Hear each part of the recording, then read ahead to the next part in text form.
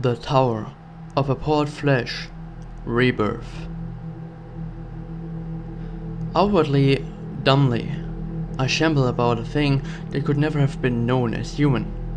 A thing whose shape is so alien, a travesty that humanity becomes more obscene for the vague resemblance. Harlan Ellison, I have no mouth, and I must scream. With a crushing impact, I met the floor of the pit. Unlike the rough, coarse stone and the rest of the tower, the ground was smooth like marble. For a prolonged period of time, I just laid there, splayed out in the center of the pit, and looking up at the dark expanse above as the scarlet-garbed figures returned my gaze down at me. I watched as they uniformly raised their idols to the air once more, reciting Jubilex, Xantes Melios, before dispersing from the mouth of the pit. Had I possessed my tongue, I would have in that moment cried out to God, beckoning as to why I'd been forsaken in this manner. As it would happen, I'd need not to have voiced this anguished query to receive its answer. Soon after they dispersed from the pit, a loud groan, as though from a dying mule, rang out from the darker regions of the pit that led beyond the sparsely illuminated radius from directly under the mouth. My body tensed as I heard the source of the groans grow nearer, the soft shuffling of its movement growing ever closer to the center. Despite feeling the adrenaline coursing through my veins, I lay stiff both from pain as well as crippling fear.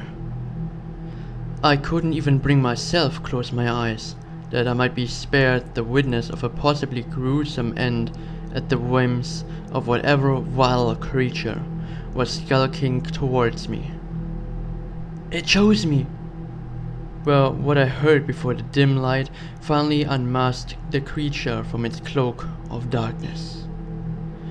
What began as mere relief that the creature from the abyssal recesses was human, quickly devolved into dread as I recognized the man to be that of my best friend and the elder brother of my dearest Jennifer, Wallace. I felt as though a millstone had been hanged around my heart, sending it plummeting from my chest. During the endless days and nights I spent in torment in the tower, I was most certain that he'd met his demise, like many, at the hands of our ravenous brethren. Seeing him then, I couldn't help but wonder if perhaps that could have been a more graceful fate. With his face now in the illuminated radius, I saw that both of his eyes had been forcefully gouged out, leaving two dark red craters in their place. The closer he entered the light, the more his disfigurements I saw all over his body. It was as though the jaws of some savage beast had mauled him, leaving not an inch of skin without laceration. He crept closer to me, somehow able to propel himself forward on his hands and feet with an almost animalistic level of agility. Despite the appearance of his exposed, shredded tendons and ligaments. "The flesh is abhorred and must be ended," I heard him mumble as he closed the distance. "The world must be reborn in the image of the flesh." No sooner than the deranged declaration left his lips, he bounded through the air like a panther of old and pinned me to the floor of the pit. Despite having more of my body intact than he, I was completely unable to wrestle against him. Wells's empty eye sockets began to excrete the familiar black liquid as he barked at the top of his lungs, "Altrayok adue jubilex, flesh for the faceless one," before sinking his teeth into the bridge of my nose. I howled and writhed in pain as I struggled beneath his grasp, to no avail. My screams escalated to painful proportions as his teeth dug in and ripped away the skin of my nose and devoured it. "This is it," I conceded as I closed my eyes, waiting for the feral beast that once was my closest friend to tear me apart. That was when from outside the circle of light, an ear-shattering screech rang out. In an instant, I felt the weight of Wallace being forced off from me. When I opened my eyes, I looked over to see that a newcomer from the dark recesses had pounced upon Wallace and was wrestling him to the pit floor. I watched as the attacker began strangling Wallace, uttering rabid growls as they did so. Wallace retaliated by using his fingernails to slash the attacker's face, successfully ripping a gash open in their right cheek. This caused them to retract in pain. Seizing the opportunity to attack, Wallace pounced upon his opponent and began to sink his teeth into the cheek and tear a large region of it asunder. "The flesh is abhorred and must be reborn in its image," Wallace shouted, letting out a hysterical cackle as he struggled to hold his attacker down. Looking closer, I saw the pain and fright in the attacker's eyes as well as unhinged his jaws for another attack. A haunting familiarity struck me fiercely when I saw the twinkle of innocence in those eyes as well. It was something I'd not seen since... "No! Please no!" Wallace let out an inhuman shriek as he clamped his teeth around his attacker's right ear, tearing it clean from their head. I winced as the screams became nearly deafening. I then watched as he sunk his teeth into their throat and spat out a portion of it almost half the size of my palm. Seeing the severed gore land only inches away from me, I spotted something glinting in the dim light. My heart froze dead when, upon examination, the reflective object was revealed to be the very diamond-encrusted locket I placed around the neck of my beloved wife-to-be. I looked up once more at the brutal struggle to see Wallace begin to tear away the skin of his face as he proclaimed, "The Faceless One chose me to be reborn in the image of the flesh." The attacker, my sweet Jennifer, laid pinned beneath him, profusely bleeding from the gash in her throat. "Adrayok, adue jubilex, xantis melios," I heard coming from the mouth of the pit. "I hear their call. Flesh for the Faceless One, harbinger of rebirth," Wallace screamed, having completely removed the skin from his face. The venomous black ichor began gushing from his mouth, as well as his eye sockets. With a mysterious vigor coursing through me, perhaps driven by the desire to protect my love from further harm at the hands of her own brother, I found myself to my feet and lunged at Wallace as he reared back for another attack. To both my own and his amazement, I was able to successfully intercept his assault and restrain him to the ground. As I struggled to keep him detained, my head began to pound with every uttered syllable of the acolyte's recited incantations from above.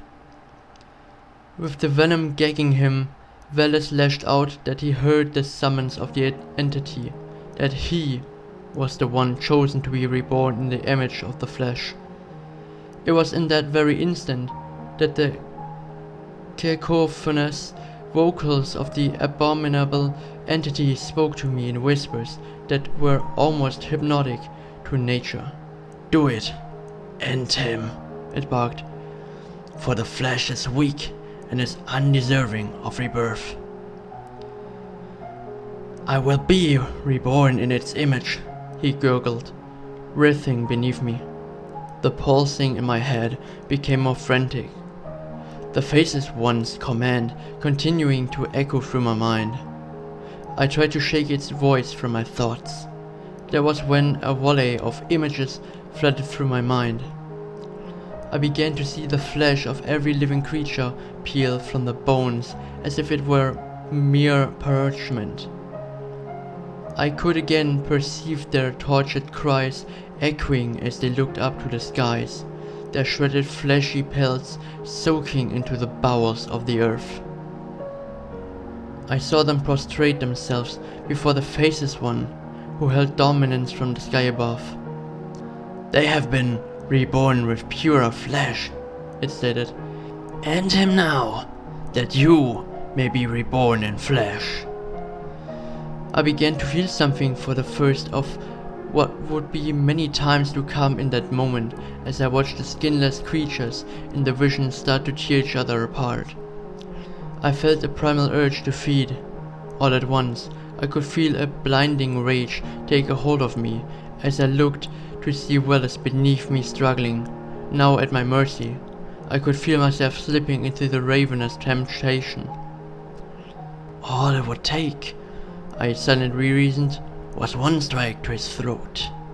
Then he'd be in a pool of blood alongside his sister. Hate burned inside of me as I chanced a look back to see my dearest Jennifer's body sprawled motionless, blood now encircling her head. "He killed her!" I shouted to myself, returning my gaze to Wallace's empty eye sockets. This bastard that I once called a friend had just murdered his own sister. My fiancée! I felt the throbbing with an immeasurable intensity as I bared my teeth and ripped into his throat. I could hear him cry as he struggled beneath me. New sensations coursed through my entire body as every second my teeth burrowed further and further into his skin, severing the warm crimson river that flowed down my throat. Earthquakes were erupting in my head, and I felt as though it would explode. My eyes began to burn as the venomous discharge ran freely down my face. Such intensity caused me to raise up and scream to the mouth of the pit above, just as well as in others before. The burning was excruciating, and I felt an overwhelming compulsion to attempt gouging my eyes out. I, overtaken by my newfound feral ire, proceeded to repeatedly stove Wallace's head into the ground. I didn't stop until I'd heard the satisfyingly distinct sound of his skull splitting. I howled and roared to the air like the unbound ape I had degraded myself to in that moment as my head continued to pound and quake. Frederick. The cooling voice was soft, broken, yet oddly soothing. I almost didn't hear it first, having lost myself to the savage hysteria. Friedrich. This time it was cried out from behind me. I looked back to see my Jennifer, alive. Slowly I returned to my former state of reason. I got my first clear look at her. Her once entrancing face was mirrored nearly beyond recognition. Despite this, her eyes bore no falsehood. This was indeed my Jennifer. I croaked out, unable to form the necessary syllables. Friedrich, my Friedrich. Her voice was faint and fading. I hastily crawled over to her and cradled her head in my arms. As disfigured as he appeared, I still was hopelessly entrapped by her eyes. I leaned down and planted a kiss upon her torn, scribbled lips. A long-forgotten sense of warmth and tranquility flowed through my body as I held her close to my chest. I nestled my head to hers as she allowed herself to drift into a quiet slumber. For hours I held her, studying her sweet face that I'd feared I'd never see again, feeling her warm and steady breath upon my tattered skin. Something began to twist inside of me, however. I began to fervently ponder how vulnerable she looked, cradled like a child in my arms. It, too, would be easy, just like Wallace. It was then that my started pounding again. The cacophonous voice booming, "Enter! The flesh is weak and detested." "No, no, please, not her," I silently cried. My eyes began to burn again as it demanded again with malicious vigor. "Enter! Return her to the flesh of the earth, that you may be reborn." In what would prove to be a vain attempt to combat the cacodemoniacal deity's will, I laid her down and scurried away from her into the darker regions of the pit. I felt as though a raging fire had been set alight in my head. My head felt near to bursting, and I began to drive my head into the wall of the pit with hopes of, in one way or another, escaping the scourging. Eventually, the darkness indeed welcomed me again. I scored in an endless limbo for what felt to be just shy of an eternity. The hope of merciful demise, however, was extinguished as the void around me shifted into a display of the outer cosmos. Once more, I watched as the Faceless One emerged from a blazing orb that penetrated the abyssal expanse. I felt weak with the dread at the sight. "You think you can deny rebirth simply by expiring yourself?" Its chaotic bellow shook my presently frantic heartbeat. "What are you? What is this place?" I was at a loss. Why wasn't I allowed to be at peace? "You mermaid, like all things that would be of the world, in the image of the flesh of me." As it spoke, the glowing orb hailing the Faceless One expanded. I felt a scalding sensation when the orb crept upon and swallowed me whole, causing me to tightly close my eyes. "Look around you." Opening my eyes, I saw the earth. A quiet, yet peaceful display. "What is this?" I beckoned. "Be this an illusion?" "Nay, you are merely witnessing the end of a cycle." All around me, I watched as primitive wildlife grazed peacefully about in a wide, lush grove. Oddly, I felt a comforting warmth flow through me in observing them. With but a swift pass of its naked hand, however, the formerly gentle creatures became hostile. I watched in revulsion as even the young of the various herds were remorselessly ripped apart. "Stop this!" I cried out to it. I was given no response as the genocide continued. Eventually, there was but one of the creatures remaining, a grizzly who, upon its victory, roared to the skies above in berserk delirium as it rended the flesh from its bones. Slowly, I saw the littered carcasses spread across the soil until it formed an entirely new landscape, comprised solely of living flesh. All across the horizon, the flesh soil expanded. I was disgusted and horrified at the sight of the hellscape that surrounded me, pulsing and quaking just as that which comprised the malevolent being's head. "What have you done?" I shouted to it, my mind in danger of breaking irrevocably. "What has always happened when the flesh becomes abhorrent and must be reborn. That is how life continues." Just then, the sinewy land below started to undulate and protrude upward. As it did this, I noticed how it molded itself into the form of a man. Like an infant at birth, the creature blasted a shrill cry as it drew in the breath of life and opened its yellow eyes. I then witnessed more of the same phenomena when more of man and beasts alike were birthed shrieking from the primordial flesh. "What manner of hell is this?" "Heaven and hell," it thundered. are only the mere philosophical constructs of feeble flesh. What are you?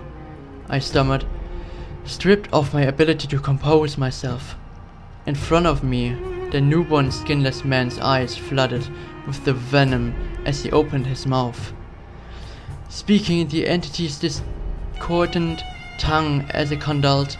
I am the world, for this world is bound from flesh, and I am flesh. You lie, I rebutted in pitiful defiance. You are evil. You slaughtered innocents. I have done nothing. What has occurred is what has always been preordained. It was you that corrupted them, that damned them. With that, the grotesque automaton began to mold into a morbidly familiar appearance, forming the gaunt face and thin body of Wallace. The voice boomed through the mouth once more. This was your doing. What you have deemed as damnation is but merely that which was only natural for beings of the flesh. I covered my ears and tightly my eyes, demanding the being to silence its lying tongue. All around me, I began to hear more of the maddening wails of birth, until I was eventually forced to open my eyes once more. In doing so, I was met again with the setting of the depths of the pit. As I lay numb, my head still aching from the blunt trauma I subjected myself to, I slowly toiled my head around to regain my bearings.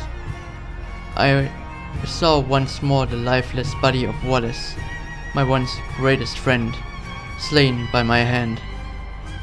I couldn't help but to weep, recalling the horrible perversion from the hallucination. Only natural for those of the flesh. The faceless one's words stabbed at my mind once more. What has happened was what has always meant to be. I looked over to Jennifer, still laying quiet and still. I whirled myself up and began to slowly crawl towards her. She looked so beautiful, so peaceful, so delicate, so vulnerable. That stopped me in my tracks.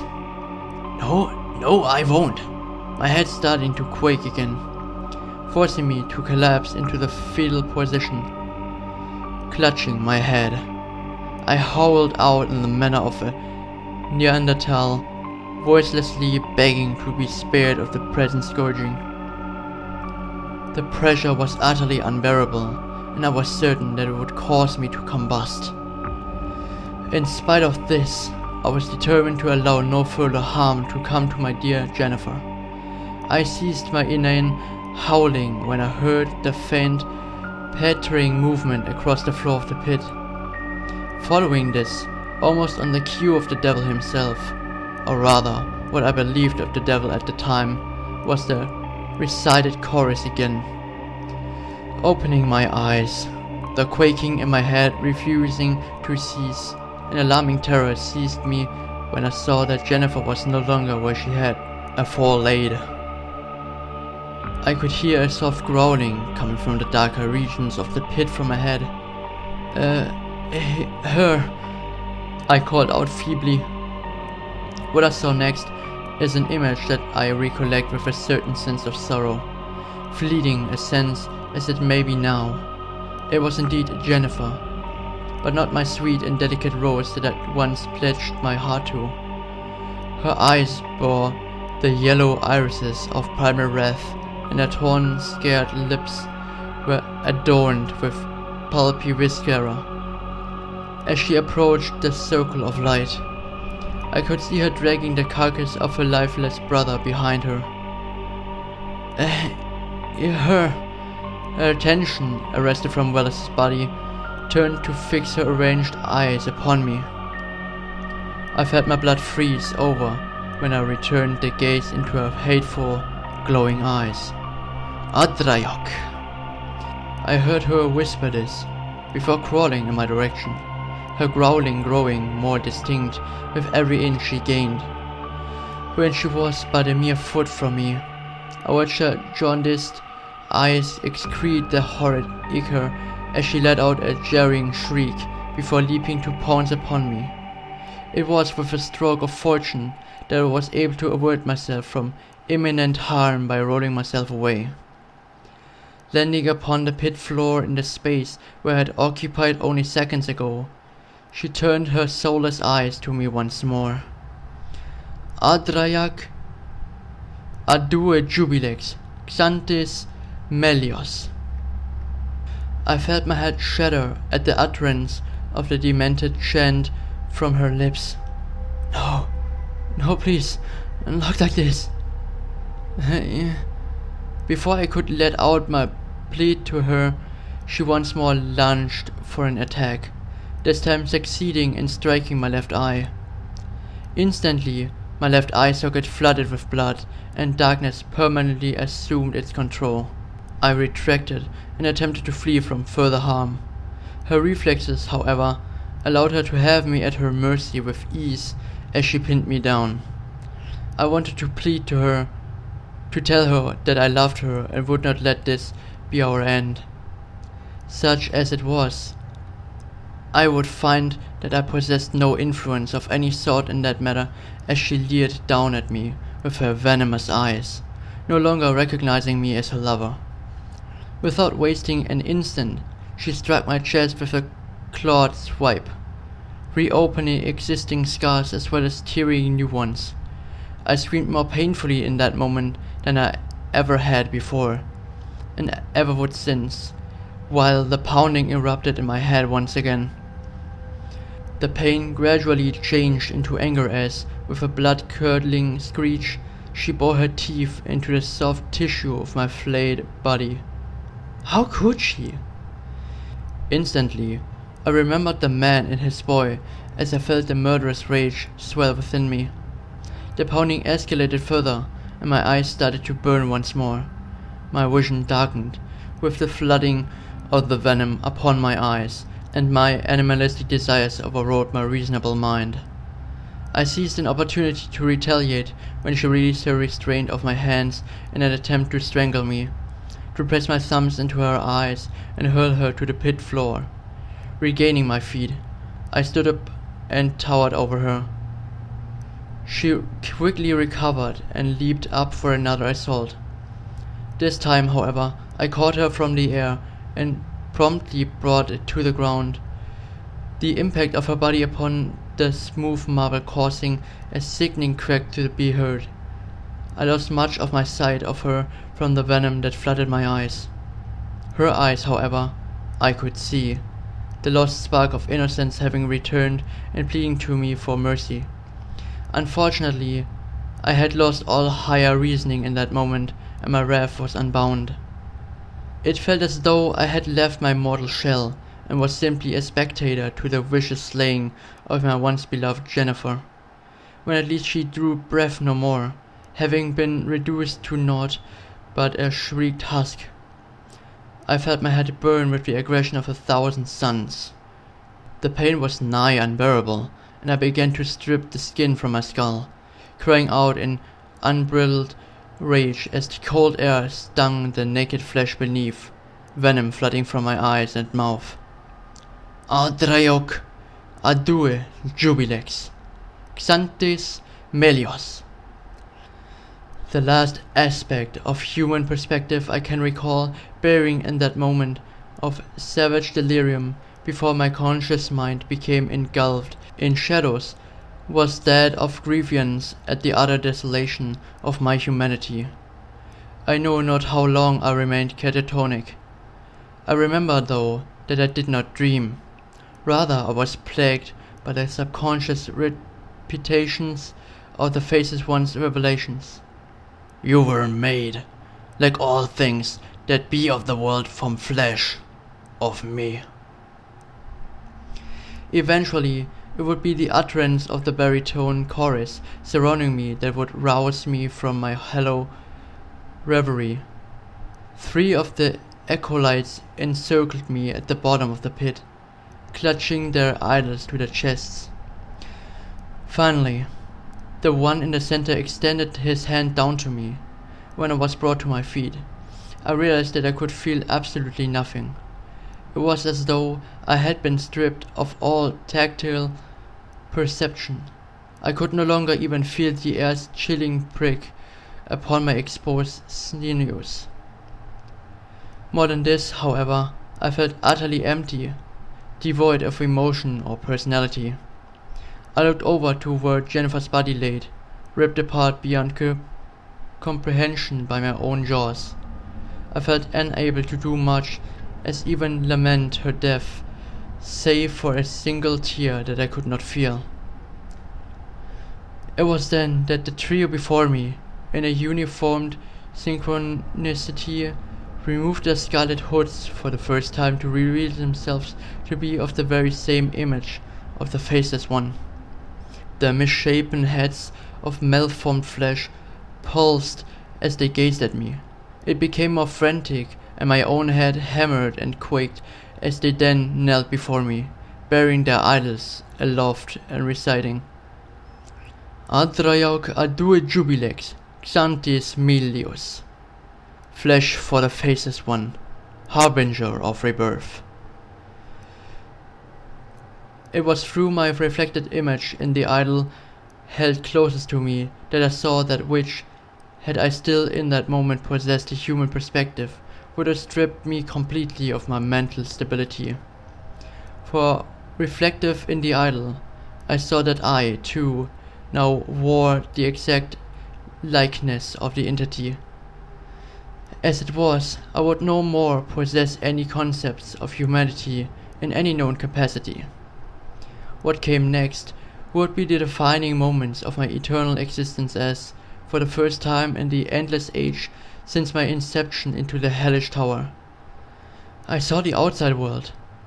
It was not the vibrant land I once recollected on the night of the festival, for replacing the rich soil was the grotesque, primordial fleshscape. With an apathetic care, I watched as my once closest companions in life were gracefully cast out into it, their mangled corpses unraveled and consumed by the flesh earth. It was no sooner that I would once more witness the grisly birth of humans and beasts alike, each wailing with the cries of life. The Faceless One's words returned to me. What began with blood and flesh shall too end and be reborn in that image. I came to realize in that moment that the scholars and holy texts of old were false. There is neither salvation nor damnation to await us, for we had never bore a soul to be judged, nor was there ever a realm beyond mortality. It is with the last fragment of my former mortality that I record this grim testament, the last act of its preservation as I continue in an eternal hell, bound in the image of the flesh, forever denied the relief in death. For I understood, as I do now, how life truly ends. Not in cataclysmic fire, not in a peaceful rapture, but with the screams of torturous rebirth.